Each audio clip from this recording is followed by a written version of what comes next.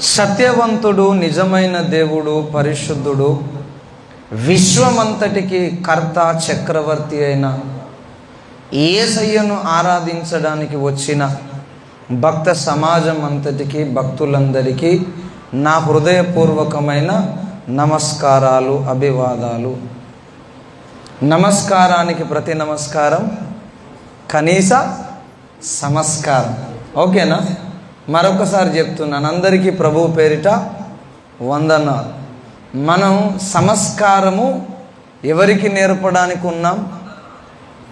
సంస్కారహీనులైన సమాజానికి సంస్కారము నేర్పే వ్యక్తులుగా దేవుడు భూమి మీద మనలను పెట్టాడు. క్రైస్తవ సంఘాన్ని రక్షింపబడ్డ తర్వాత దేవుడు ఎందుకు ఉంచాడు? చాలా కారణాలు ఉన్నవి. అందులో ఒక కారణం ఏంటంటే, మీరు లోకమునకు ఉప్పై ఉన్నారన్నాడు.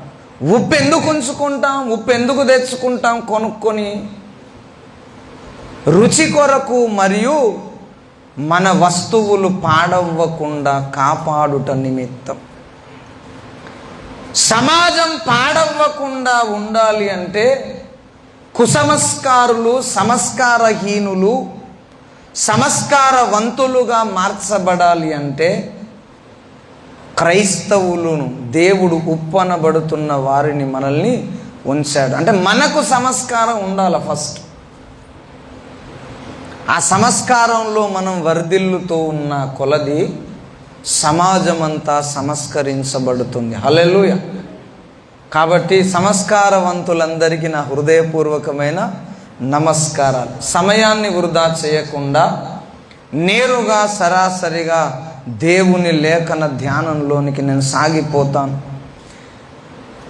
యేసయ్యకు ప్రియ శిష్యుడైన, రొమ్మున ఆనుకొని ఉన్న అతి సమీపస్థుడైన శిష్యుడు యోహాను. ఆ యోహాను రాసిన మొదటి పత్రిక 1వ అధ్యాయము 4వ వచనాన్ని మనం మూలవాక్యంగా చదువుకుందాం. చదవచ్చిన వారందరూ దయచేసి బైబిల్ గ్రంథాన్ని చూడాలి. యోహాను రాసిన మొదటి పత్రిక 1వ అధ్యాయము 4వ వచనం.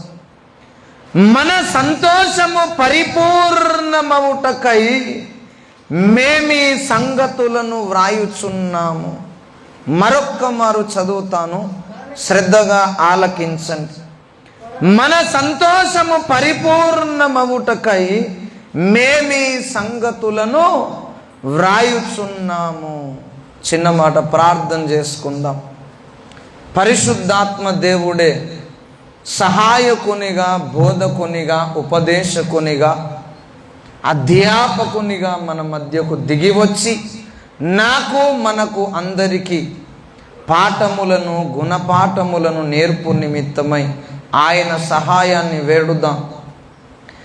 స్తోత్రం ప్రభువా, త్రియేకుడా, త్రిలోకనాథుడా, భూతవర్తమాన భవిష్యత్తు కాలములకు అతీతుడవైన దైవమా, నిన్ను పొగుడుతూ, స్తుతిస్తూ, కొనియాడుతూ, నీ పాద పద్మములను ముద్దాడుతూ కృతజ్ఞత అభివాదములు చెల్లిస్తూ ఉన్నాం. ఎందరో మంచివారు, నీతిమంతులు, భక్తిపరులు, శ్రేష్ఠులు, పరులకు హాని చేయని వారెందరో కాలగర్భములో సమాధి చేయబడి ఉండగా, అల్పులము, మట్టి పురుగులము, బ్రతుకులో రవ్వంతైన మంచితనము కానరాని మా మీద నీవు నూతనముగా జాలిపడి నీ కృపను మాకింకా పొడిగించి సజీవుల లెక్కలో, సజీవుల సంఖ్యలో, బ్రతుకున్న వారి సంఖ్యలో మమ్మను నిలిపినందుకు నీకు వందనాలు. ఈ ఆరాధన దినమందు నిన్ను ఆరాధించే భాగ్యము, బ్రతుకు మాకు నీ కృపలో దయచేసినందుకు నిన్ను స్తుతిస్తున్నా. ఇదిగో మా బ్రతుకులను మార్చుకోవడానికి, మా జీవితాలను చెక్కుకోవడానికి, నీకు నచ్చినట్టుగా భూమి మీద మిగిలి ఉన్న కొద్దిపాటి శేష జీవిత కాలము గడుపు నిమిత్తమై ఉదకము వలె ఉన్న, జీవాహారమై ఉన్న, బలమునిచ్చే, మార్గమును చూపించే, చీకట్లో వెలుగును ప్రత్యక్షపరిచే నీ స్వరము చెంతకు, లేఖనము చెంతకు వచ్చి ఉండగా నీవే బోధకునిగా మా మధ్యలో ప్రత్యక్షమై నిదాసుని మీద నీ యొక్క సువర్ణ తైలాభిషేకమును తక్కువ చేయక కొలత లేకుండా ప్రోక్షించి నిదాసుని నీ వశము చేసుకొని నాతో మాతో అందరితో ముచ్చటించి మా బ్రతుకులను తేజో సంబంధులుగా, వెలుగు సంబంధులుగా, నీతి సంబంధులుగా, పరిశుద్ధ సంబంధులుగా మార్చి సత్య సంబంధులుగా తీర్చిదిద్ది నడిపించి మహిమ పొందమని దేవా, నిర్లక్ష్యమును ఆటంకములన్నిటిని నీ నామమున సమాధి చేస్తూ నీ సదుద్దేశముల యొక్క ఉపదేశాన్ని పొందుకుంటూ యేసు నామమున స్వతంత్రించి వేడుకుంటున్నాం తండ్రి. ఆమేన్, ఆమేన్. మరొకసారి దేవుని నామానికి స్తుతి కలుగునుగాక. ప్రియులారా, ప్రప్రథమముగా దేవుడు అనబడుతున్న వ్యక్తి విశాలమైన వాడు, సముద్రము కంటే అతి పెద్దవాడు, అగ్రజుడు. ఆయనకు బైబిల్ గ్రంథంలో ఒక పేరుంది, అదృశ్యుడు, అగోచరుడు అని. అగోచరుడు అంటే ఎన్నటికీ ఆయనను మనము సంపూర్ణముగా తెలుసుకోలేం, గ్రహించలేం, అవగాహన చేసుకోలేం, అవగతం చేసుకోలేం. ఒకవేళ దేవుడు గనక నీకు సంపూర్ణంగా అర్థమైతే ఆయన నీ తలకాయ కంటే, నీ జ్ఞానము కంటే, నీ అవగాహన కంటే చిన్నవాడైపోతాడు. ఎన్నటికీ అలా జరగదు. ఆయన అపరిమితుడు. వేదములలో ఆయనకు అంటే అపరిమితుడైన వాడే దేవుడు అని అర్థం. అగోచరుడు, ఎన్నటికీ అర్థం కాడు. కానీ మనుషుల తలకాయలో, బుర్రలో, మనస్సులో మనకు అవసరమైనంత మట్టుకు మనం చేర్చుకొనగలిగినంత రాగలుగుతాడు ఆయన. మనం నదికి వెళ్తాం, గోదావరి నదికి. నది ఎంత ఇంటికి తెచ్చుకోగలుగుతామా? ఎంత తెచ్చుకుంటాం? అవసరం ఉన్నంత మేరకు. ఎంతైతే మనకు అవసరమో, ఎంతైతే మనం నిల్వ చేయగలమో, నిల్వ చేయగలిగిన కెపాసిటీ, సామర్థ్యం మనకెంతుందో అంత మోతాజులో మాత్రమే తెచ్చుకోగలుగుతాం. మన ఇంటికి వచ్చింది గోదావరి నీరు, గంగా నీరు. కానీ గంగ పూర్తిగా రాలేదు, నది పూర్తిగా రాలేదు. అలాగే దేవుడనేవాడు పూర్తిగా మనలోనికి రాలేడు, మన వశము కాలేడు, మనం అర్థం చేసుకోలేం. మన బ్రతుకుకు ఎంతైతే అవసరం ఉందో, ఎంతైతే మనం నిల్వ చేయగలుగుతామో అంత మాత్రం మనం చేదుకోగలుగుతాం, తెచ్చుకోగలుగుతాం. బతుకంతా అలాగూ మనము చేదుకొనుటలో ప్రయత్నం చేస్తే మనము ధన్యులమవుతాం. హల్లెలూయా. 34వ కీర్తన అనుకుంటా, చూడకండి. కీర్తనకారుడు ఏమన్నాడంటే, యెహోవా దేవుడుగా గల జనులు ధన్యులు. ఎవరికైతే యెహోవా దేవుడై ఉంటాడో వాళ్ళు ధన్యులు అన్నాడు. ఎంత దేవుడు ఎంతైతే నీలో నిండాలని అనుకున్నాడో అంతగా దేవుణ్ణి నువ్వు చేర్చుకోగలగాలి, నింపుకోగలగాలి. మనందరికీ తెలుసు, 3 రోజులకు ఒకసారి నీళ్ళు వచ్చినాయి అనుకో, ఏమి నింపుతాం మనం? ఏమి నింపుతాం? ఒక గరిటెల నీళ్లు పట్టాయి కాబట్టి దాన్ని ఒక్కదాన్ని పక్కకు పెడతాం, అవునా? గరిటెలో కూడా పడేది ఉంటే ఆ గరిటె కూడా నింపేవాళ్ళం. అన్నీ నింపుతాం, పాత్రలు నింపుతాం, బకెట్లు నింపుతాం, డ్రమ్ము నింపుతాం, ట్యాంక్ నింపుతాం, అవునా? మనం వస్త్రాలు ఉతుక్కునే కార్యక్రమం కూడా పంపొస్తున్నప్పుడే చేసేసుకు అన్నీ నింపేదాకా మన మనసు తృప్తి ఉండదు. ఎందుకు? ఇప్పుడే ట్యాబ్ వస్తుంది, గంట తర్వాత ట్యాబు రాదు, నీరు దొరకదు. అలాగే యెషయా భక్తుడు అన్నాడు, యెహోవా దొరుకు కాలమున ఆయనను వెతుకుడి అన్నాడు. దేవుడు దొరికే కాలమే మానవ జన్మ. దేవుడు మనలో నిండడానికి అనుకూలత కలగజేసిందే మన బ్రతుకు, మన ఆయుష్ కాలం. ఆ కాలంలో తగినంతగా మనము నింపుకోవాలి. హల్లెలూయా. నింపుకోవాలంటే బైబిల్ గ్రంథాన్ని చదివితే దేవుడు నిండుతాడు. నింపే వాళ్ళు ఉన్నప్పుడు ఆయాసపడొద్దు. నేను ఇదంతా ఎందుకు చెప్పాను తెలుసా?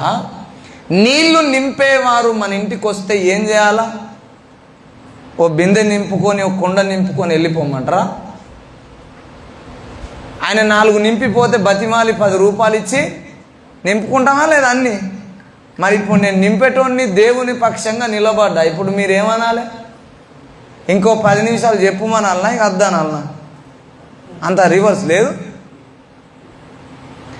మీ మనస్సులలో, మస్తిష్కాలలో, హృదయాంతరంగములో సత్యవంతుడైన నిత్య జీవజల నది అయిన దేవుణ్ణి నింపడానికి దేవుడు నిలబెట్టి ఉండగా ఓపికతో దేవుని వాక్యాన్ని నింపుకుందాం. దేవుడంటే అగోచరుడు, అదృశ్యుడు అనేది ఎంత వాస్తవమో, దేవుడంటే ఒక ఖచ్చితమైన నిరూపణ, రుజువు ఒక్క మాటలో చెప్పి నేను ముందుకు సాగిపోతాను. దేవుడంటే భవిష్యత్తును తెలియజేసేవాడు. హల్లెలూయా. గతాన్ని చెప్పేవాడు దేవుడు కాదు. ప్రస్తుతాన్ని అంచనా వేసి చెప్పేవాడు భగవంతుడు కాదు. భవిష్యత్తును మనకు తెలియజేయువాడు దేవుడు. అయితే దేవుడు భవిష్యత్తును ఎవరికి తెలియజేస్తాడట? మనము త్వరగా చూద్దాం. ఆదికాండము 18వ అధ్యాయము 17వ వచనం చదవండి ఒకరు తొందరగా.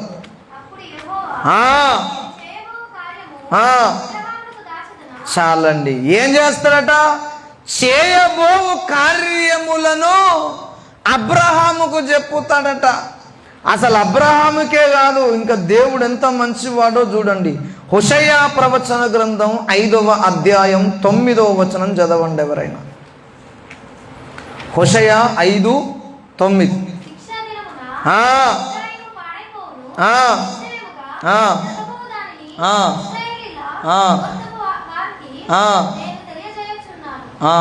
ఏమన్నాడండి? ఇశ్రాయేలు గోత్రము వారికట జరగబోవు దానిని దేవుడు అన్నమాట. హల్లెలూయా.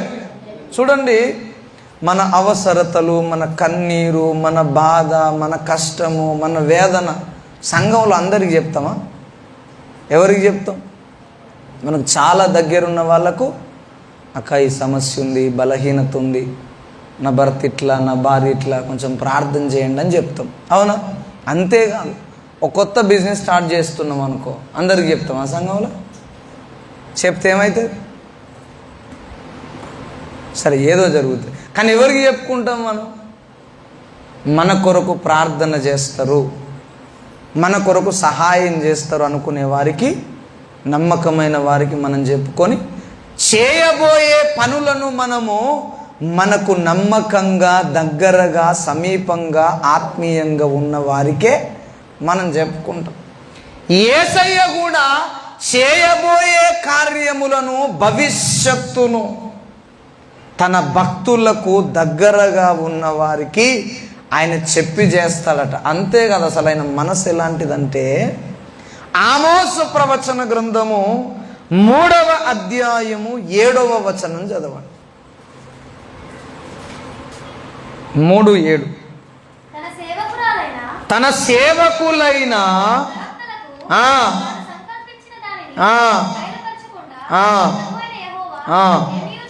చాలండి. హల్లెలూయా. దేవుడు తన సేవకులకు బయలుపరచకుండా ఏది చేయడట. ఎందుకు? సేవకుడు ఏమైనా కేసు పెడతాడా, లొల్లి చేస్తాడా, గొడవ పెడతాడా, సేవ బంద్ చేస్తాడా, ఏం చేస్తాడు అసలు? దేవుని మనసు చూడండి.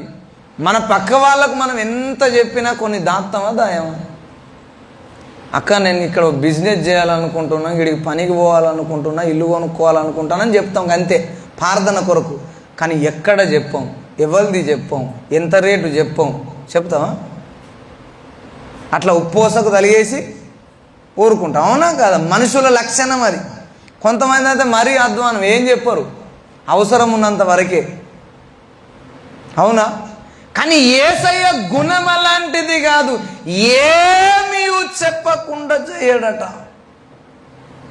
భవిష్యత్తులో నీ బ్రతుకులో నేనేమి చేయాలనుకుంటున్నానో చెప్పకుండా దేవుడు చేయడన్నమాట. దేవుడు అంత మంచివాడు. మన భవిష్యత్తు గురించి మనకు తెలుసా అండి? మోషే ఎంత మంచివాడు. మోషే జీవితము, ఆయన తప్పు చేసి మరణాన్ని తెచ్చుకుంటే ఎక్కడ చచ్చిపోవాలని కూడా చెప్పిండు. ఏ టైంకు చనిపోవాలి, ఎలాగ చనిపోతావు, ఎప్పుడు చనిపోతావో కూడా చెప్పాడండి. మనకు చెప్తాడు దేవుడు అట్లా? దేని కింద పడి చేస్తామో తెలియదు, మనకు తెలుసా? చెప్పనివాడు కాదు దేవుడు. నీ భవిష్యత్తు ఏమవుతుందో, ఎలాగూ మారబోతుందో దేవుడు చెప్పకుండా ఏమీ చెయ్యలేడు. అన్నీ చెప్తాడు దేవుడు. అయితే భవిష్యత్తును మనం తెలుసుకోవడానికి దేవుడు కొన్ని పనులను చేశాడు. హల్లెలూయా. అవేంటో చెప్తా. దేవుడు సృష్టి చేసినప్పుడు మొదట ప్రతి పక్షులను, జంతువులను, చెట్లను జతలుగా చేశాడు, అవునా? సింగిల్గా చేశాడు దేన్ని దేవుడన్నా? అన్ని జతలుగా చేశాడు. సూర్యుణ్ణి, చంద్రుణ్ణి ఏలడానికి జతగా చేశాడు. రాత్రిని, పగలును దేవుడు జతగా చేశాడు. చీకటిని, వెలుగును జతగా చేశాడు.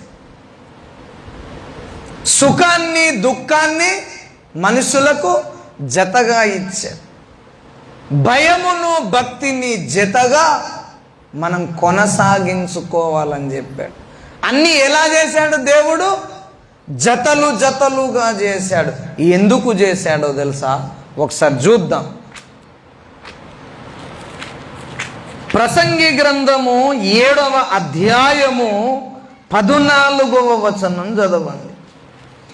ఏది చేసినా దేవుడు జతలుగా చేయడములో ఆయన యొక్క జ్ఞానము, ఆయన యొక్క భావము ఇక్కడ భక్తుడు తెలియజేశాడు. ప్రసంగి 7:14 సుఖదినమందు సుఖముగా ఉండుము, ఆపద్దినమునందు యోచించుము, తాము చనిపోయిన తర్వాత జరుగు దానిని నరులు తెలుసుకొనుచుండునట్లు, తెలిసి కొనకుండునట్లు దేవుడు సుఖ దుఃఖములను జతపరిచి ఉన్నాడు. దేవుడు కొన్నింటిని జతపరిచాడు. ఎందుకంటే కొన్ని తెలుసుకోవడానికి, కొన్ని తెలిసి కొనకుండునట్లుగా, భవిష్యత్తును తెలియజేయడానికి, అలాగే కొంతమందికి భవిష్యత్తు మొత్తానికే తెలియకుండున్నట్లుగా దేవుడు జతపరిచాడు. హల్లెలూయా. అయితే ఈ జతపరిచిన వాటన్నిటిని దేవుడు ఏకం చేస్తాడు. అది మన అంశం. దేవుడు ఎందుకు జత చేశాడు? కొన్ని బ్రతుకులాగున, కొన్ని భవిష్యత్తు తెలుసుకొనులాగున, కొన్ని తెలిసి కొనకుండునట్లు లాగున దేవుడు జతపరిచాడు. ఈ జతపరిచిన దేవుడు ఏం చేస్తాడంటే ఏకం చేస్తాడు. మీకు అర్థం కావడానికి చెప్తాను నేను. ఇప్పుడు అమ్మాయి అబ్బాయికి ఇచ్చి వివాహం చేశాను. వారిద్దరూ ఇక మీదట ఏక శరీరమే కానీ ఇద్దరు కాదన్నాడా లేదా? వాళ్ళు ఒక్కటైనరా లేదా? అలాగే దేవుడు కొన్నింటిని ఏం చేస్తాడంటే చూడండి, ఏకము చేస్తాడు. ఇదే 1 యోహాను పత్రిక 5వ అధ్యాయము 18వ వచనం చదువుకుందాం. కాదు, 4:18. 1 యోహాను పత్రిక 4:18.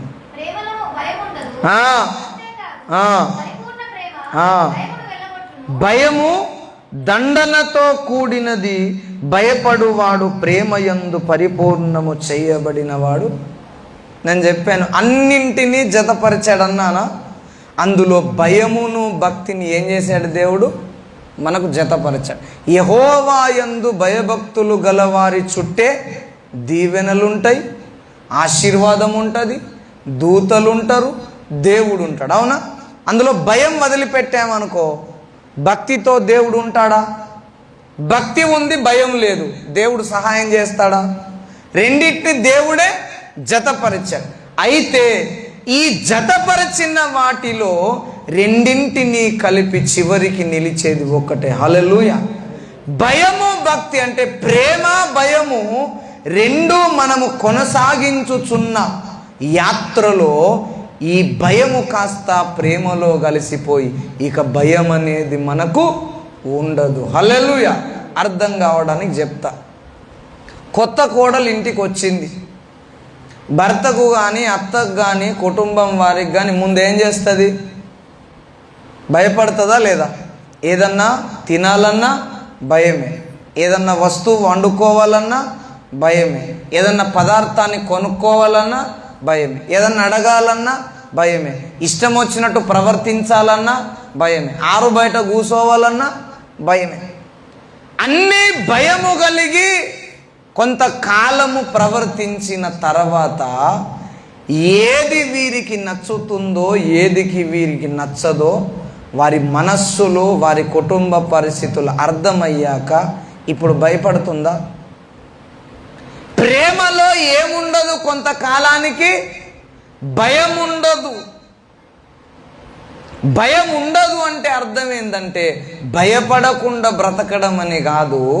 ప్రేమించినప్పుడు అతనికి గాయమయ్యే, సమస్య అయ్యే, బాధ పెట్టే విషయాలు ముందే అర్థమవుతాయి గనక జాగ్రత్త పడి ప్రేమలో మెలుగుతుంది, భక్తి కడకు నిలుస్తుంది అన్నమాట. ఇది ఎందుకు చెప్పానంటే మనకు దేవుడు ఏదైనా జతపరిస్తే అది చివరికి దేవుడు ఏం చేస్తాడు? ఒకటి చేస్తాడు అని చెప్పాను. అలాగే దేవుడు మనుష్యులలో సుఖ దుఃఖమును దేవుడు జతపరచినాడు. హల్లెలూయా. భక్తి జీవితంలో దేన్ని జతపరిచాడు మనకు? సంతోషాన్ని, దుఃఖాన్ని, కష్టాన్ని, సుఖాన్ని, ఆనందాన్ని, కన్నీటిని దేవుడు ఏం చేశాడు? జతపరిచాడు. ఈ జతపరిచిన రెండు అనుభవాలలో చివరికి మనకు మిగిలేదేంటి? ఆనందము, సంతోషము, సుఖము. హల్లెలూయా. ఏం చెప్పాను అర్థమైందా మీకు? దేవుడు మనుష్య జాతిలో భూమి మీద అన్నింటినీ జతలు జతలుగా చేశాడు.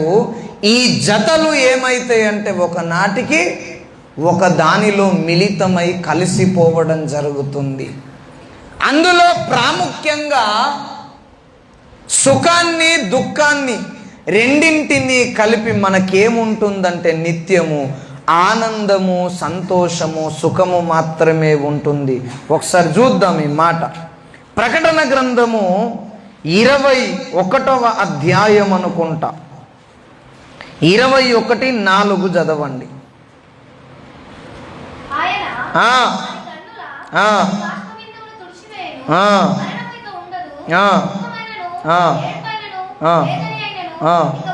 చాలండి. ఏమన్నాడు? వేదన ఉండదట, దుఃఖం ఉండదట, ఏడుపు ఉండదట, మరణం ఉండదట. ఇక మిగిలేదేంది మరి?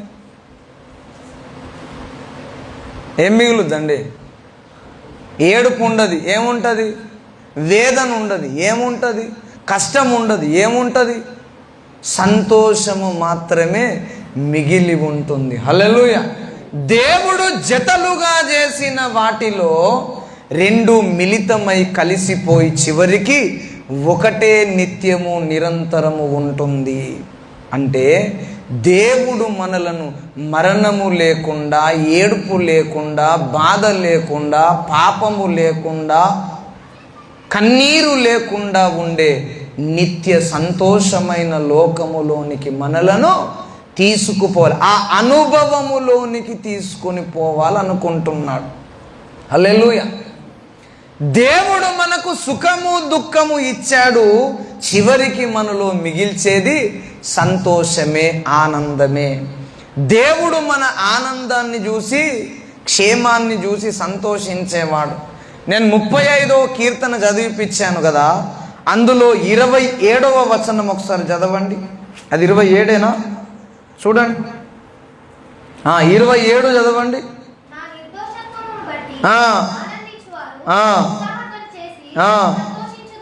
తన సేవకుని క్షేమమును చూచి ఆనందించు యెహోవా ఘనపరచబడునుగాక. దేవుడు మన ఆనందాన్ని చూసి క్షేమాన్ని చూసి ఆనందిస్తాడు. అంతేకాదు, ఇంకొక మాట చదివి ముందుకు పోదాం. ప్రసంగి గ్రంథం 2:26 నేనే చదువుతాను చూడండి.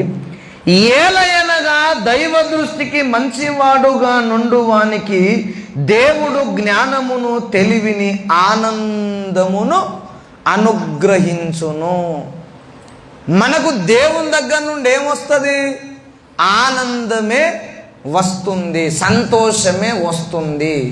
అయితే దేవుడు ఆనందం ఇచ్చి ఊరుకునేవాడు కాదు.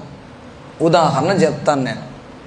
మన పిల్లలకు క్రొత్తగా ఏదైనా ఒక వస్తువు కావాలనుకొని వాళ్ళు ఏడవడము, లేక నానారభస చేయడము, తిండి తిప్పలు మానేసి అలగారు అనుకో, మనం ఏం చేస్తాం? ఆ వస్తువు కష్టమైన నష్టమైన భారమైన అప్పైన సప్పైన మన తలకు మించిన భారమైన తెచ్చి మన పిల్లల సంతోషం కొరకు ఇస్తామా? ఏమా? ఇస్తాం.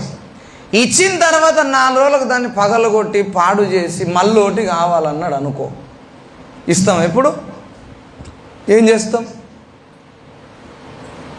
4 తగిలించి మూలకు కూర్చుండబెడతాం.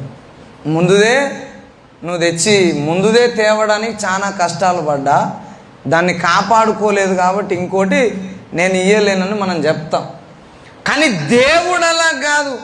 ఆనందము మనకిచ్చి ఆ ఆనందాన్ని మనం పాడు చేసుకొని నాశనం చేసుకొని బొగ్గిపాలు చేసుకుంటే అంతటితో దేవుడు ఆగేవాడు కాదు. హల్లెలూయా. యెషయా ప్రవచన గ్రంథము 9వ అధ్యాయములో భక్తుడి మాట అంటాడు దేవుణ్ణి గూర్చి. యెషయా ప్రవచన గ్రంథము 9వ అధ్యాయము 3వ వచనం చదవండి. వారి సంతోషమును వృద్ధిపరుచుచున్నావు. మనకు దేవుడు మొదట సంతోషాన్ని ఆనందాన్ని ఇచ్చాడు. ఈ ఆనందములో రవ్వంతైనా దుఃఖం ఉండకుండా, ఈ ఆనందంలో కొంతైనా బాధ లేకుండా, వేదన లేకుండా సంతోషమే ఉండాలంటే ఆ సంతోషంలో మనం ఏం చెందాలట? వృద్ధి చెందాలి, అభివృద్ధి చెందాలి. అసలు ఎక్కడ విన్నారు ఈ ముచ్చట? సంతోషంలో అభివృద్ధి ఉంటుందా? ఉంటుందా? ఉండదా? ఉంటుందా? ఉండదా? పెళ్ళి కావడం, చక్కని భర్త దొరకడం అనేది సంతోషం, అవునా? అత్తారింటికి పోయినాక అత్త కూడా బిడ్డ లెక్క చూసుకున్నది అనుకో, అదేం సంతోషం? ఇంకా సంతోషం. మామ కూడా కూతురు లెక్క చూసుకున్నాడు అనుకో, అది. బంధువులందరూ వాళ్ళ ఇంట్లో వాళ్ళ తలలో నాలుక లెక్క చక్కగా చూసుకున్నారు అనుకో, ఈ అమ్మాయి సంతోషం ఏమవుతుంది? అభివృద్ధి చెందుతుంది, అధికమవుతుంది. కానీ భర్త ఒక్కడే మంచోడు కానీ ఇరుగు పొరుగోళ్ళు మంచోళ్ళు కాదు, బంధువులు మంచోళ్ళు కాదనుకో, ఉన్న సంతోషం పెళ్లి చేసుకునేటప్పుడు ఉన్న ఆనందం ఉంటుందా? ఊడుతుందా? ఉంటుందా? ఊడుతుందా? అప్పుడు అనొచ్చు, అమ్మాయి పెళ్లి పీటల మీద మంచిగా నవ్వుకుంటేనే ప్రమాణం చేస్తేవి కదా, ఇప్పుడు ఏమైంది ముఖం ఇట్లా పెట్టినామంటే? అప్పుడుండే ఆనందం, అప్పుడుండే సంతోషం. కానీ రాను రాను ఆ సంతోషం ఏమైపోయింది? ఆవిరైపోయింది, అడుగంటిపోయింది, కానరాకుండా పోయింది, ఎగిరిపోయింది. ఏదో సంతోషాన్ని ఇచ్చి గాలికి వదిలేసేవాడు కాదు యేసయ్య. నీ సంతోషాన్ని దినదినము అభివృద్ధి పరిచేవాడు. హల్లెలూయా. ఇప్పుడు చదవండి మూలవాక్యం. ఉందా? మన సంతోషం పరిపూర్ణమవుటకై ఈ సంగతులను నేను మీకు వ్రాయుచున్నాను. నేను అంటున్నాను, బైబిల్ గ్రంథం చదవకుండా నిజమైన సంతోషాన్ని కనుగొన్నవాడు ఒక్కడు కూడా లేడు. ఏమన్నాడు భక్తుడు? మా సంతోషము, మన సంతోషం ఏం కావాలట? పరిపూర్ణం కావాలా అంటే రవ్వంతైనా సనుగు లేకుండా, రవ్వంతైనా బాధ లేకుండా, రవ్వంతైనా నిరాశ లేకుండా, కొంతైనా అవమానం కానరాకుండా నిత్యము సంతోషము మీరు పొందుకొనుట కొరకే ఈ సంగతులు నేను వ్రాయుచున్నాను అన్నాడు. బైబిల్ గ్రంథములో దేవుడు మనకు అందించిన సకల సంగతులన్నీ, విషయములన్నీ సంతోషములో అభివృద్ధి చెందుచు మన సంతోషము పరిపూర్ణమై, దుఃఖము, దేవుడు జతపరిచిన దుఃఖము, బాధ, ఏడుపు, వేదన ఏదియూ లేకుండా ఉండే స్థితిలోనికి దాటింపడానికి దేవుడు మనలను నడిపించుట కొరకిచ్చాడు. హల్లెలూయా. ఒక మాట చెప్తాను నేను. మనం ఒక బిల్డింగ్ కట్టామండి, దానికి మెట్లు ఇంకా పూర్తిగా గాల పైకి ఎక్కడానికి. అర్థమైంది నేను చెప్పింది? ఒక ఇల్లు నివాస గృహం కట్టుకున్నాం, మిద్దె మీదకి ఎక్కడానికి మెట్లు ఇంకా తయారు గాల. భూమి బాగానే ఉంది, మనం ఎటు తిరిగినా ఏం కాదు. మిద్దె మీద కూడా ఎక్కినాక ఎటు తిరిగినా ఏం కాదు. కానీ మిద్దె మీదకి ఎక్కాలంటే మెట్లు ఏం కావాలి? ఓ నిచ్చెన కావాలి ఫస్ట్, మెట్లు లేనప్పుడు. అవునా? ఇప్పుడు నిచ్చెన మీద నాట్యం ఆడితే నువ్వు ఎక్కగలుగుతావు ఎప్పటికన్నా? మన నిచ్చెన మీద ఎట్లా ఎక్కాలి? ఒళ్ళు దగ్గర పెట్టుకొని, దిక్కులు చూడకుండా, నిచ్చెనను గట్టిగా పట్టుకొని, అవునా? ఎవరన్నా వెళ్తే చూస్తావా? ఎక్కేదాకా ఎవరి ముఖం చూసేది లేదు, అవునా? నచ్చిన వాళ్ళ ముఖం కూడా చూడం, నిచ్చెనే చూడాలి. నిచ్చెన తప్ప వేరేటోళ్ళ ముఖం చూసినావు అనుకో, నీ ముఖం ఏమవుతుంది? పచ్చడి అవుతుంది. అవునా? మిద్దె అనబడుతున్న పరలోకానికి నీవెక్కాలంటే దేవుడు నీకేసిన నిచ్చెన సుఖ దుఃఖములు. అందులో నువ్వు సంతోషమును అభివృద్ధి పరుచుకో. నీ దృష్టి దేని మీద ఉండాలా? దుఃఖం మీద ఉండద్దు. సంతోషము అభివృద్ధి చేసుకొనుటలో, ఆనందమును వృద్ధి చేసుకొనుటలో, ఆనందమును వెతుకుటలో నీవు కాలం గడపాల. అట్లా చేసిన వాడు ఒక్కడే భక్తుడండి. దావీదు మనకు కనబడతాడు. 16వ కీర్తన 11వ వచనం చదవండి. నేను ముగిస్తాను 5 నిమిషాలు. 16వ కీర్తన 11వ వచనం.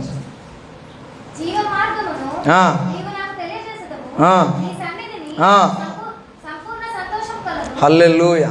ఎక్కడుందట సంతోషం? ఏం సంతోషం అది? సంపూర్ణ సంతోషం దొరికే చోటేదన్నాడండి? సంపూర్ణమైన సంతోషం దొరికే చోటేది? వర్షం కొడుతుంది, మంచి గొడుగు కావాలి. ఈ మధ్యలో ఫ్యాన్లు ఉన్న గొడుగులు కూడా వస్తున్నాయి, తెలుసా మీకు? గొడుగు లోపల ఏమున్నాయి? చిన్న ఫ్యాన్లు కూడా అమర్చారు. గొడుగు ఓపెన్ చేస్తే గొడుగుతో పాటు ఫ్యాన్ కూడా తిరుగుతుంది. అప్పుడు చల్లగా ఉంటుంది, ప్లస్ వర్షం కూడా పడదు. ఈ ఫ్యాన్లు ఉన్న గొడుగు ఎక్కడున్నదో షాపు చెప్పండి అంటే నేను చెప్పాను అనుకో, మీరేం చేస్తారు? 4 రూపాయలు ఖర్చు అయినా, భర్త పానం పోయినా తెమ్మంటావా తెమ్మనవా? ఉదాహరణ చెప్తున్నా.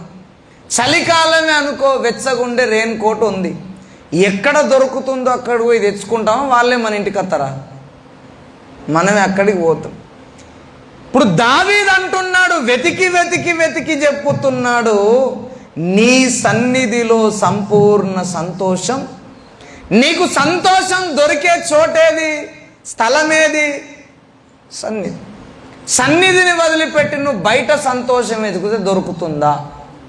దొరుకుతుందా? చాలామంది జీవితాలు కన్నీళ్ళలో, వేదనలో, దుఃఖములో అడుగంటిపోయింది.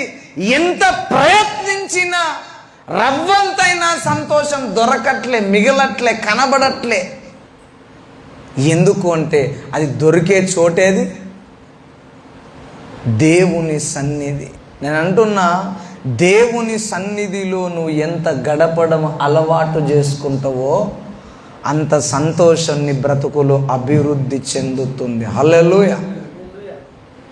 అభివృద్ధి చెందలేదు, నువ్వు సంతోషం మీద మనసు పెట్టలేదనుకో, నీ బ్రతుకు ఇక్కడ దుఃఖమే, చివరికి ఈ సంతోషం దుఃఖం కలిపి నిత్య దుఃఖంలోనికి పోతుంది. హల్లెలూయా. అర్థమైంది నేను చెప్పింది?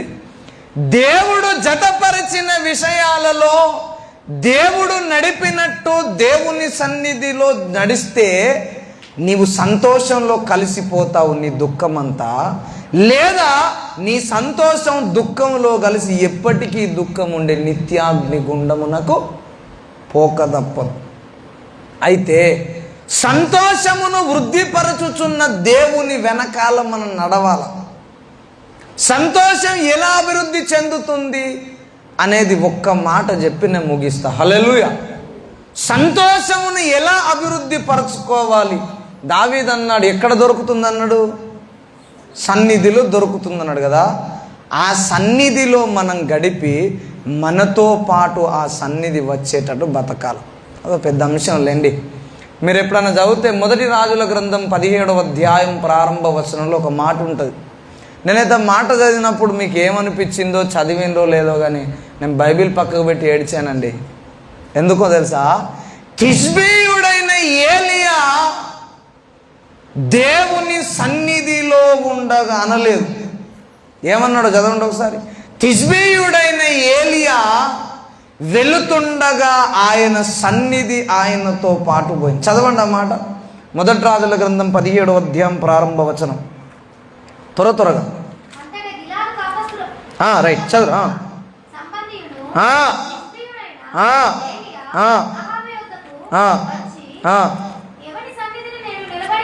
చాలండి. హల్లెలూయా. ఇటు చూడండి, తిష్బీయుడైన ఏలియా ఎవరి దగ్గరికి పోయాడు? ఆహాబు, దుష్టుడైన ఆహాబు విగ్రహారాధన చేసి అన్యురాలను చేసుకొని జీవితం అంతా పాడు చేసుకొని ప్రవక్తలను ఊచకోత గోయించిన దేవుని ప్రవక్తలనే చంపిన దుర్మార్గుడు ఆహాబు. అక్కడ దేవుని సన్నిధి ఉంటుందా? ఉండదు. కానీ మరి ఏమన్నాడు ఏలియా?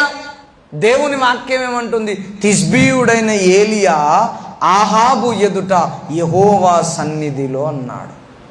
అంటే ఈయనతో పాటు దేవుని సన్నిధి దుర్మార్గుని ఎదుటికి కూడా పోయిందన్నమాట. హల్లెలూయా. ఏలియా దేవుని సన్నిధి ఉన్న కాడ లేడు, దేవుని సన్నిధే ఈయనతో పాటు పోయింది. మనం కొంతమందితో మాట్లాడితే సమాధానం ఉంటుంది, నెమ్మది ఉంటుంది. వాళ్ళ దగ్గరికి పోగానే మన మనసు ఆటోమేటిక్గా చేంజ్ అయిపోతుంది. ఎంత ఆవేశంతో పోయినా కూల్ అవుతాం. అవునా? అవునా కాదా? కానీ కొంతమంది దగ్గరికి మనం ఎంత ప్రార్థన చేసుకొని పోయినా మనం ఎరికుక్కలమే బయటకు వస్తాం. అవునా? ఎందుకు? దేవుని సన్నిధి లేదు గనక. మనము గనక దేవుని సన్నిధిలో దేవుని సంతోషమును, దేవుడిచ్చే సంతోషమును అభివృద్ధి చెందించుకొనుటలో శ్రద్ధ నిలిపితే నువ్వెక్కడున్నా దేవుని సన్నిధి అక్కడికి వస్తుంది. హల్లెలూయా. ఏలియాతో దేవుని సన్నిధి పోయిందండి. ఈరోజు పైసలు ఇవ్వకపోతే మన వెనక ఎవడు రాడు అతడా? మనతో తిరుగుతున్న వారికి ఛాయ్ తాగిపోయలే, నీళ్ళు తాగిపోయలే, టిఫిన్ చేయించలే, భోజనం పెట్టియలే, రెండోసారి అత్తరా? మనుషులే ఎవరు రారు కదా. కానీ దేవుని సన్నిధి ఏలియాతో వచ్చింది. ఎందుకంటే ఆయన సంతోషములో, దేవుని సన్నిధిలో ఉన్న ఆనందములో అభివృద్ధి చెందాడు. హల్లెలూయా. ఒక్క మాట చెప్పి ముగిస్తాను నేను. చూడండి, ఈ సంతోషంలో అభివృద్ధి చెందడం ఎలా? రెండే విషయాలు చెప్పి ముగిస్తాను. మొదట 107వ కీర్తన చదవకండి, 9వ చరణంలో భక్తుడు అంటాడు, ఏలయనగా ఆశ కలిగిన ప్రాణమును తృప్తిపరుస్తుంది. ఇప్పుడు మనకేదన్నా ఆశపడ్డ వస్తువు కానీ, ఆశపడ్డ వ్యక్తివి కానీ, ఆశపడ్డ ఆటో కానీ దొరికితే ఏముంటుంది? మనకు సంతోషం ఉంటుందా? కూడా దొరకకపోతే రచ్చే. అవునా? మనకు ఆశపడ్డ వస్తువు దొరికితే మనలో ఏమవుతుంది? ఆనందం అనేది కలుగుతుంది. మొదట దేవుడు ఏం చేస్తాడంటే, దేవుని దగ్గరికి మనం వచ్చినప్పుడు నీకు ఏ అవసరత ఉందో, ఏ ఆశ కలిగి ఉన్నావు, ఏ కోరికతో ఉన్నావు, నీకేది ఉపయోగమో అది నువ్వు కోరుకున్నప్పుడు, అడుక్కున్నప్పుడు నీకు ఇస్తూ పోతాడు. అప్పుడు నీలో ఏం పెరుగుతుంది? సంతోషం అనేది పెరుగుతుంది. అడిగింది ఇవ్వలే, ఇప్పుడేం పెరుగుతుంది?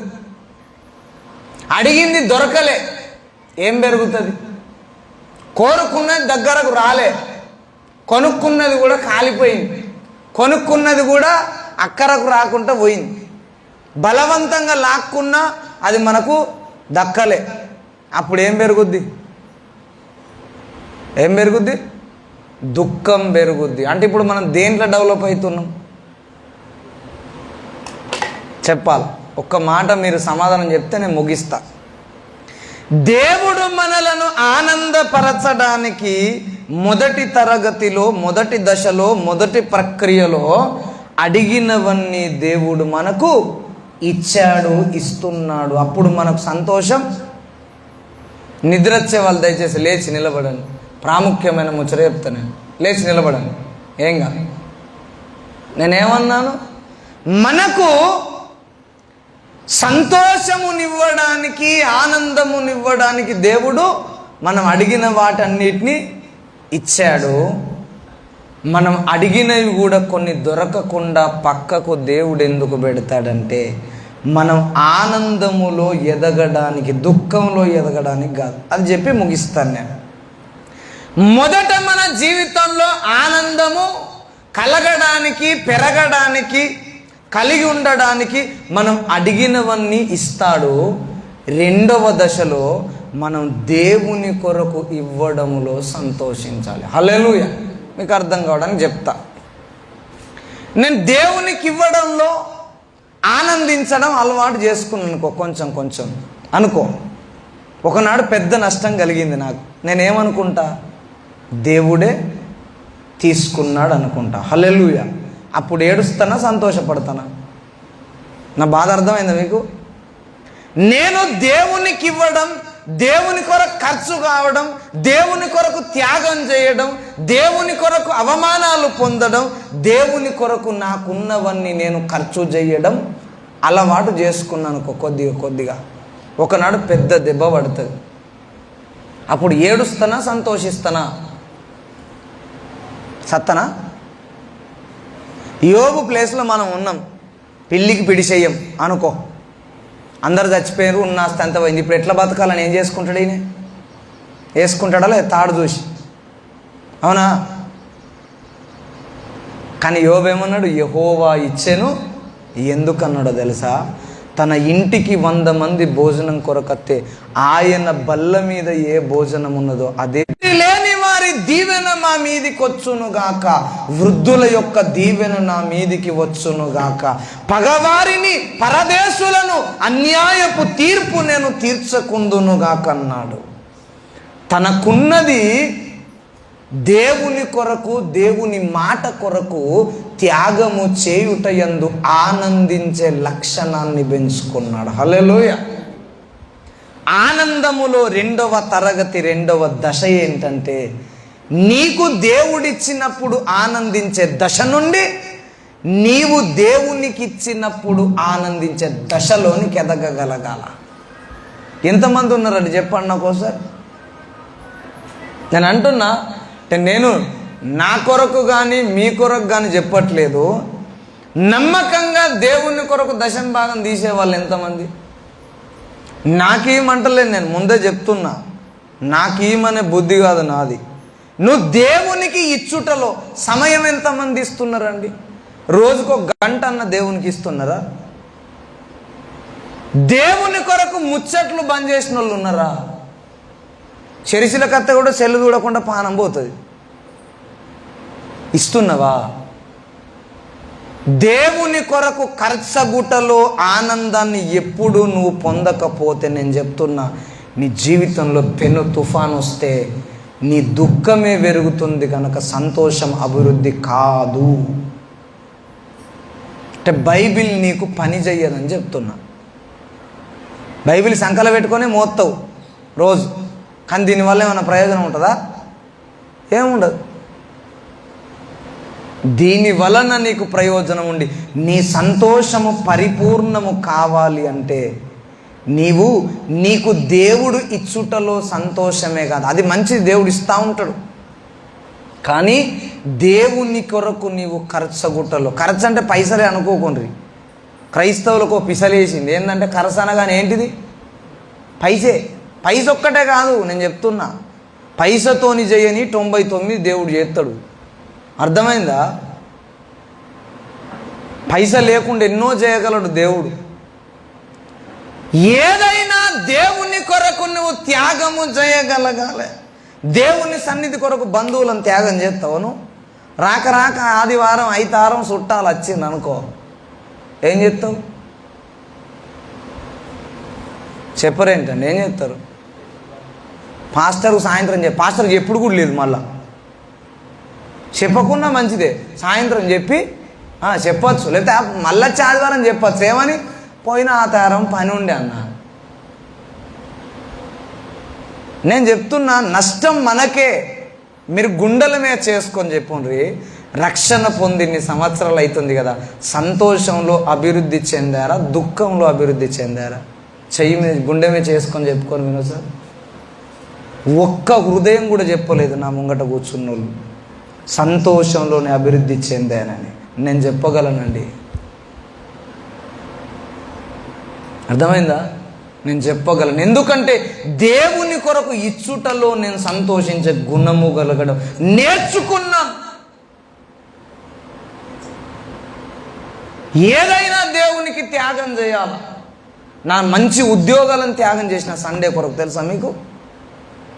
ఇప్పుడు నేను చేస్తున్న ఉద్యోగం చాలా చిన్నది.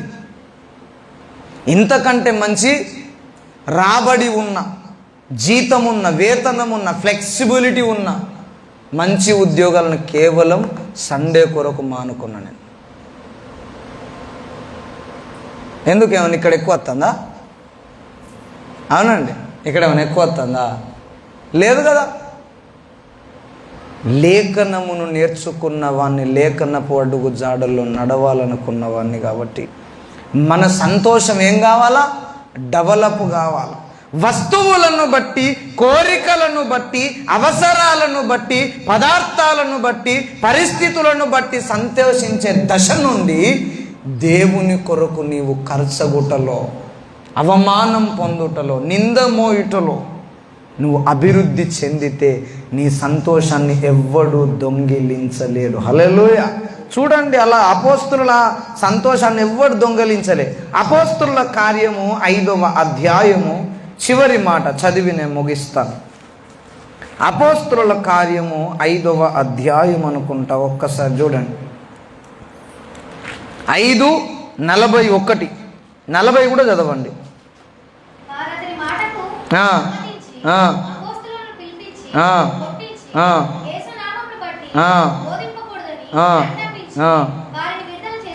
ఆ నామము కొరకు అవమానం పొందుటకు పాత్రులమని ఎంచబడినందున వారు సంతోషించుచు. ఇప్పుడు మనం ప్రార్థన చేస్తుంటే ఎవరైనా నచ్చి ఇంకో వారం ఈడ ప్రార్థన చేస్తే నీ తలకాయ తీసేస్తారు అన్నారు అనుకో, నన్ను ముందు నన్ను రానిస్తారా మీరు? మనం తలుపులు వేసుకొని ప్రార్థన చేసుకున్న మంచిదే అన్న అంటారా? అంటారు. మీరు ఉట్టప్పుడే అనంగా అప్పుడు అనరా? కానీ అపోస్తులను పిలిపించి మన భాషలో చెప్పాలంటే వీపు చింతపండు అయ్యేటట్టు కొట్టి, మీరు ఇంకోసారి యేసు పేరెత్తితే మిమ్మల్ని బతకనీయం బిడ్డ, ఇప్పుడు విడిచిపెడతాను అని చెప్తే వాళ్ళు సంతోషించారట. ఎక్కడికి వెళ్తుందా సంతోషం? నాకు చెప్పు, వస్తుందా? సంతోషిస్తారా మీరు? మనం సంతోషిస్తామా?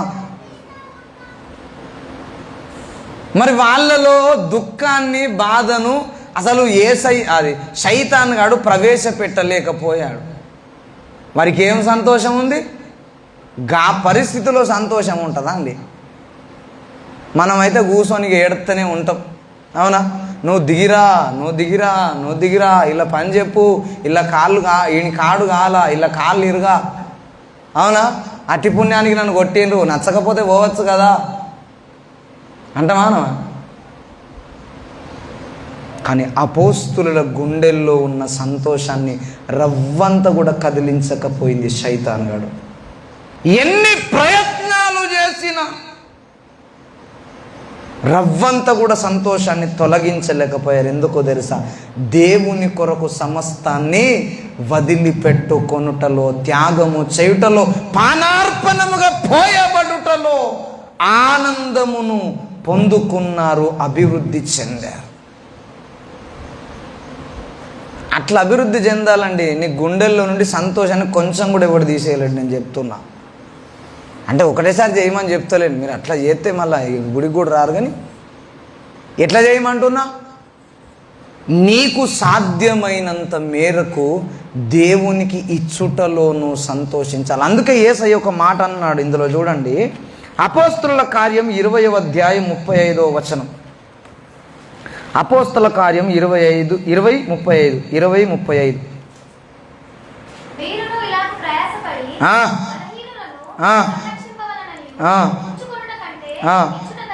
చాలా ఏమన్నాడండి ఒకసారి చెప్పండి. ఇచ్చుకొనుట కంటే అట్లా అన్నాడా? అందుకే పుచ్చుకొనుట కంటే ఎవరి దగ్గర నుండి అయినా అది పక్కకు పెట్టండి. ముందు యేసయ్య దగ్గర నుండి పుచ్చుకొనుటలో ఆనందించే ప్రక్రియ నుండి యేసయ్యకు నీవు ఇచ్చుటయందు ఆనందించే దాంట్లో నువ్వు ఎదగాలి.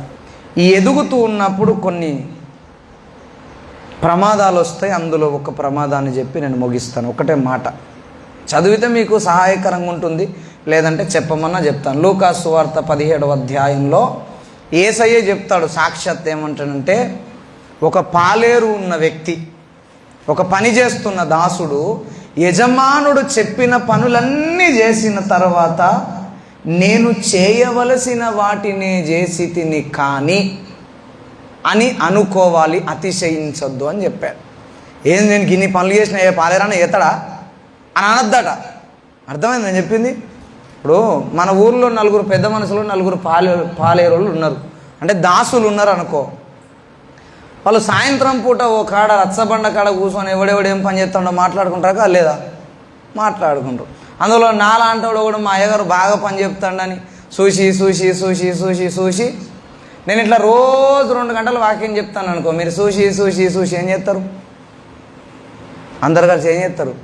ఫ్యాన్ వేసి చర్చ అయిపోయాక ఫ్యాన్ కింద పాస్టర్ కూర్చొని పెట్టి చుట్టూ కూర్చొని ఏం చేస్తారు? ప్రార్థన చేసుకుంటారా? ఏం చేస్తారు? అడుగుతారు. అవునా? అట్లనే ఒక పాలేరు అందరూ తీరు కాదు, నువ్వు నాతో బాగా పని చేయించుకుంటున్నావని అడగకూడదట. ఎందుకో తెలుసా? అందులో కూడా అపవాది కుట్ర ఉంది. అలా అడగడం వలన నీలో దేవుడు నాకు ఎక్కువ భారాన్ని అప్పగించాడు, అన్యాయము చేశాడనే ధోరణి నీలోనికి, చేదైన వేరు నీలోనికి రాకుండా అడ్డుపడడం కొరకు యేసయ్య అన్నాడు, ఇదంతయు నీ కృప వలన నేను చేసి ఉన్నాను అనాలి. హల్లెలూయా. పౌలు అన్నాడు కదా, 1 కొరింథీయులకు రాసిన పత్రిక 15వ అధ్యాయం తర్వాత చూడండి, నేనేమై ఉన్నానో అది దేవుని కృప వలనై ఉన్నాను, అపోస్తులందరికంటే ఎక్కువగా ప్రయాసపడినాను, అయినను ప్రయాసపడినది నాయందు ఉన్న దేవుని కృపయే తప్ప నేనుగా. మనమే చర్చి కట్టించినాం అనుకో, మంచిగా లేదని ఏం చెప్తాం? శిలాఫలకం మీద ఎవరి పేరు ఉండాలి? మానవ స్వభావం ఎవరిది ఉండాలి? అలా సగం పేరు రాసి ఇంటి పేరు రాయక పేరే రాసినాం అనుకో, దాన్ని వలగొట్టి మళ్ళోటి చేయించి పెడతామా పెట్టామా? ఎంతమందికి చెప్తాం నేనే కట్టించిన చర్చి అని? అంటే నేను చెప్పొద్దు అనట్లేదండి, దయచేసి నన్ను అపార్థం చేసుకోవద్దు. కానీ అది దేవుని కృప వలన కట్టించడానికి నన్ను వాడుకున్నాడు అనాల. నీ పేరు దేవుడు పోనీయడు. నువ్వు ఏదన్నా దేవునికి త్యాగం చేసి వదిలిపెడితే ఎవ్వడు చెప్పకపోయినా దేవదూతలు వచ్చి చెప్తారు. నేను చెప్తున్నా, కొర్నేలి ప్రార్థన ఎవరికి చెప్పారండి? పేతురుకు. కొర్నేలి ఒక అన్యుడు. కొర్నేలికి ఎవరన్నా పోయి చెప్పిండ్రా నా భక్తుడని? దేవుని యందు భక్తి కలిగిన వాడు సత్కార్యములు చేయువాడు అని దేవదూత వచ్చి పేతురుకు చెప్పిందండి. మనం చెప్పింది యేసయ్య ఏది మర్చిపోడు, మనం చేసింది ఏది నీలమట్టం చేయడు, కనబడకుండా బొందబెట్టాడు. మనం తీసుకున్న మేలులన్నీ, పొందిన మేలులన్నీ ఎవరికి కనబడకుండా బొందబెడతాం, కానీ దేవుడు అట్లా బొందబెట్టాడు కాదు. కానీ దేవుని కొరకు ఖర్చగుటలో, త్యాగము చేయుటలో మనం ఆనందించడము, అభివృద్ధి చేసుకుంటే, ఇది దేవుని కృప వలననే నేను చెయ్యగలిగాననే మనస్సును సంపాదించుకుంటే నీ సంతోషము అనేకులకు కారణమవుతుంది అని చెప్తున్నా. హల్లెలూయా. బాప్తీసం ఇచ్చి యోహాను గురించి దేవుని లేఖనం ఒక మాట చెప్పింది. అతడు పుట్టినందుకు అనేకులు, అయినా కూడా తీళ్ళకేం సంతోషం అండి. అంటే అతడు దేవుణ్ణి సంతోషపెట్టేవాడు, అతనిలో దేవుని సంపూర్ణ సంతోషం ఉంది. ఆ ఆనందం అతడున్న చోట మనుషులందరికీ పాకుతుందన్నమాట. నీ సంతోషములో, నీ సంతోషమనే నీడలో ప్రజలందరూ బ్రతకడానికి ఇష్టపడతారు. హల్లెలూయా. కాబట్టి మన సంతోషం ఏం చేసుకోవాలా? పరిపూర్ణం చేసుకోవాలి. సంపూర్ణ సంతోషం కలిగి ఉండాలి. మనల్ని చూస్తే ఈయనకి ఏ బాధ లేదు అనుకోవాలా, అనుకుంటారు. అట్లా మన ముఖం చూస్తే మనం చర్చి ఖర్చులో ఇట్లా వస్తాం, అవునా, ఏదో పోయినట్టు. ఇక కూర్చుంటున్నాయి తిట్టనే, మనం ఉన్నామా పోయినామా తెలియదు. నేను మిమ్మల్ని ఎద్దేవా చేయట్లేదు, మనం మార్చుకోవాలని చెప్తున్నా. మనల్ని చూస్తే ఎదుటోడు సంతోషపడాలి. అరే ఎప్పుడు వాడు నవ్వే ఉంటుంది, ఎప్పుడు వాడే పలకరిస్తాడు, అరే వాడు హ్యాపీగా ఉంటాడు, వానికి ఏ బాధ లేదు అనుకోవాలా. గుండెలో ఎన్ని బాధలున్నా అది దేవుని సన్నిధిలో దొరికే దాన్ని చూసి నీ ఇంటికి వస్తారండి, యేసయ్య దగ్గరికి వస్తారని చెప్తున్నా. మనమే ఇట్లుంటే ఆ దేవుని నమ్ముకుని వాళ్ళు ఏం మంచుకున్నారు, ఎప్పుడు పోయినట్టే, విరుసుకపోయినట్టే, నిరాశగా సచ్చినట్టే, సావురాక బతికినట్టే. ఎవరైతే ఎప్పుడన్నా నోరు తెరిస్తే నా విశ్వాసులు ఎప్పుడు దేవుని మీద అనుడే, ఏం చేసిండు, ఏం చేసిండు, ఏం చూస్తాడు. నువ్వు ఇంకెక్కడున్నావు? నీకు నీ అవసరాలు తీరిస్తేనే సంతోషపడే బాల్య దశలో ఉన్నావు. నువ్వు ఇంకా కడుపులో ఉన్నావు. ఇంకెక్కువ మాట్లాడదు, ఇంకా పుట్టలే. ఎప్పుడు దేవుడు నీకు ఇచ్చుడేనా? నువ్వు ఆయనకి ఇచ్చేదేం లేదా? నీ బతుకులుగా నీకు బతికిచ్చిండు, నీకు ఆయుష్ ఇచ్చిండు, ఆరోగ్యం ఇచ్చిండు, కుటుంబాన్ని ఇచ్చిండు, పిల్లలని ఇచ్చిండు, ఉద్యోగాన్ని ఇచ్చిండు, సామర్థ్యం ఇచ్చిండు, జీవితాన్ని ఇచ్చిండు, ఆయుష్నిచ్చిండు, సమాజంలో గౌరవాన్ని ఇచ్చిండు. నీవింకా చెడిపోకుండా, తుప్పు పట్టకుండా నీ మీద ఆయన కృపనుంచిండు. ఇది చాలదు. ఎప్పుడు అడుగుడే, కావాలి కావాలి కావాలి కావాలి. అది దొరకకపోతే ఏడ్చుడు, మళ్ళీ ఆయన మీద నీలుగుడు. నేను అంటున్నా, ఇది దేవుడు కోరే లక్షణము కాదు. ఎప్పటికీ నీ జీవితంలో సంతోషం అభివృద్ధి చెందదు, దుఃఖంలోనే చస్తావు నువ్వు. సంతోషంలో అభివృద్ధి చెందాలంటే నీవు దేవుని కొరకు త్యాగముటలో, ఖర్చగుటలో, ఇచ్చుటలో, పానార్పణముగా పోయబడుటలో నీవు అభివృద్ధి చెందాలి. హల్లెలూయా. చివరిగా దయచేసి నన్ను క్షమించండి, దేవుడు మరీ బలవంతం చేస్తున్నాడు. ఒక్క మాట చెప్పి ముగిస్తా, చదివిపించి ముగిస్తా. ఫిలిప్పీయులకు రాసిన పత్రిక 4వ అధ్యాయము 18 చదవండి ఎవరైనా.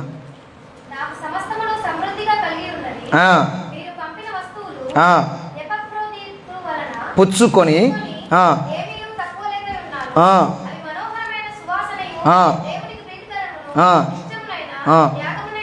చాలండి.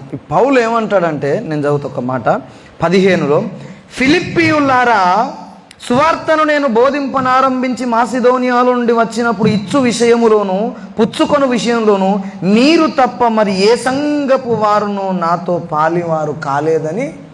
చూడండి, పౌలుకు కూడా ఉన్నది ఆ దౌర్భాగ్య పరిస్థితి వచ్చింది. పౌలుకు కూడా అన్ని ప్రాంతాలలో సువార్త ప్రకటించి వాళ్ళని బలపరిచి, దయ్యాలు పడితే ఇడిపించి, రోగాలు పడితే విడిపించి, సావు బతుకులో ఉంటే బయటికి తెచ్చి, ఆదరించి, బలం తెచ్చి, రక్షణ ఇచ్చి, దేవుని గురించి చెప్పి అన్ని చేస్తే అన్ని సంఘాల వారు దేవుని సేవలో, పౌలు సేవలో పాలిభాగస్తులు కాలే.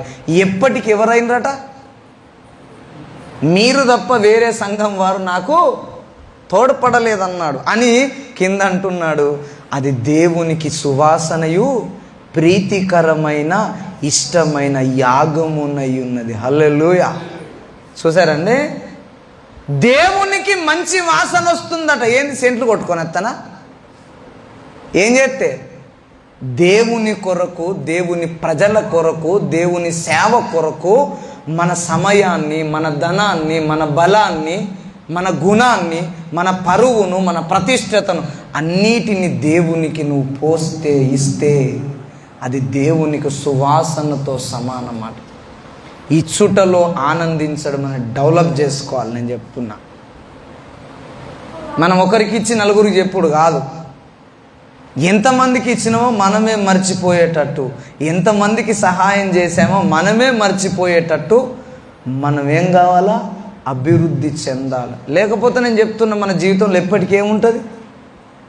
నేను చెప్పినా వాక్యం చెప్పిందా? ఏముంటుంది? దేవుడైతే సంతోషం ఇచ్చి వడిచిపోయేటోడు కాదు, సంతోషాన్ని అభివృద్ధి పరిచేవాడు. ఈ సంతోషంలో పరిపూర్ణమైన సంతోషం ఇచ్చేవాడు. పరిపూర్ణమైన సంతోషం అంటే అర్థమైంది? బాధ లేదు, వేదన లేదు, కష్టము లేదు, కన్నీరు లేదు, గోస లేదు. ఇవేవీ లేకుండా ఉన్నా అవి మన సంతోషాన్ని దొంగిలించకుండా మనలో సంతోషాన్ని దేవుడు ఎప్పుడు నింపుతాడంటే ఆయన సన్నిధిలో నింపుతాడు. ఆయన సన్నిధిలో నీవు ఆయన కొరకు ఖర్చు అయ్యే మనస్సు కలిగి ఉంటే. హల్లెలూయా. మనకెవరైనా బహుమానం తెచ్చిస్తే ఆనందిస్తావా? వాళ్ళకు మనం ఇస్తే ఆనందిస్తావా? క్రైస్తవులలో కూడా మంచి అలవాటు ఉంది. ఏం చెప్పానా? ఇక మంచి అనాలి, మరి అన్ని షెడ్ అంటే అయ్యగారి నోట్లకి వెళ్ళి అన్ని షెడ్డకెళ్తానే మంచి అన్న. మనం ఏమైనా ఫంక్షన్ చేస్తే ఏం రాస్తాం? ఏం రాస్తామండి? అయ్యో మీరు ఎవరు రాయలా? కానుకలు రాస్తాం, అవునా? రాసి వాళ్ళ ఇంట్లో ఫంక్షన్ జరిగింది అనుకో, ఏం చూస్తాం? ఎంత పెట్టిండ్రో చూసి రూపాయిని ఎక్కువ పెడతామా? వాళ్ళు ఎంత పెట్టిండ్రో అంత పెడతాం, అవునా? అంటే ఇప్పుడు నేను అంటున్నా, నీకు తీసుకున్నట్లో ఆనందం ఉందా, ఇచ్చుట్లో ఆనందం ఉందా? ఏడు నువ్వు చెప్పు నాకు. అంటే మొదటి దశలోనే ఉన్నాం మనం. దేవుడు నువ్వు ఇచ్చిన దాన్ని పక్కకు పెట్టి పొమ్మనడు. నువ్వే రాసుకొని తను రాసుకోడా? నీ ఫంక్షన్కి వచ్చి పిలిచినావు, నువ్వే కార్డు ఇచ్చి బువ్వదిని పొమ్మని చెప్పినావు. ఎవరన్నా కానుక ఇచ్చిపోయినని రాసినావా? వెడ్డింగ్ కార్డులా విందులో పాల్గొని వధువరులను ఆశీర్వదించగలని, విందులో పాల్గొని కానుకలు ఇచ్చి దీవించగలన్నదా? నువ్వు రాసేదోటి చేసేదోటి, అవునా? అయినా మనం వాళ్ళు ఇచ్చింది రాసుకొని వాళ్ళకి న్యాయం చేస్తాం కదా. నీవు ఇచ్చుటలో సంతోషిస్తే దేవుడు కూడా ఇచ్చుట యందు వెనకాడడు అని చెప్తున్నా. హల్లెలూయా. విస్తారముగా వెదజల్లి అభివృద్ధి పొందిన వారు కలరు అని లేఖనం రాస్తుంది. కాబట్టి మనం దేంట్లో అభివృద్ధి చెందాలా? ఏం చెప్పరేంటండి? కనీసం మాట అన్నిత్తలేరుగా. మీరు దేవునికి ఏమి ఇవ్వకుండా మాట అన్నిత్తలేరుగా. కనీసం ఇచ్చుట యందు, దేవుని కొరకు త్యాగమగుట యందు, ఖర్చగుట యందు మనం అభివృద్ధి చెందాలి, ఆనందించాలి. అప్పుడు నేను చెప్తున్నా, నీలో ఏ సమస్య వచ్చినా, ఎవరు నిన్ను నీ కుటుంబాన్ని కదిలించినా, బీభత్సవము సృష్టించినా, నీ హృదయములో ఉన్న ఆనందం మాత్రం చెక్కు చెదరదు. మనకు రవ్వంత బీపీ, షుగరు, ఆయాసం వస్తేనే మనం మస్తు యేసయ్య మీద గులుగుతాం కదా. కొన్ని నెలల పాటు అసలు యోబుకు తిండి లేదు. కురుపులన్నీ అరికాలు మొదలుకొని అన్నిటి వరకు కురుపులు, రసి గారుతుంది, చీము నెత్తురు గారుతుంది.